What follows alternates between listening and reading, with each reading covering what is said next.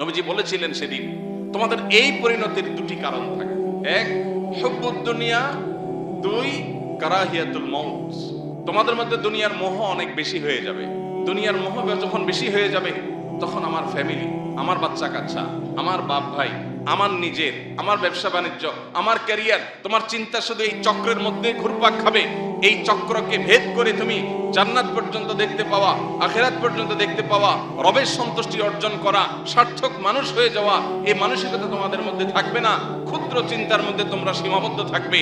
এটা মুসলমানের পরিচয় নয়। মুসলমান সে মানুষ যে আবু বকর ওমরের সন্তান, খালিদ ইবনে ওয়ালিদের সন্তান, ওমর আবু বকরের ওসমানের সন্তান, আলী রাদিয়াল্লাহু তাআলা আনহুর আদর্শের সন্তান, মুহাম্মদ সাল্লাল্লাহু আলাইহি সাল্লামের রূহানি সন্তান।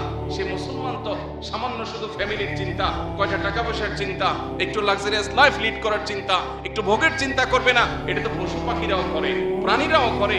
মানুষের মনুষ্যত্ব, ইমানদারের সার্থকতাই হলো তার জীবনকে অন্যায়ের বিরুদ্ধে সর্বোচ্চ সোচ্চার রেখে আল্লাহর রাহে নিজের জীবনকে নজরানা হিসাবে পেশ করতে পারা। এটাই তো মুসলমানের সার্থকতা।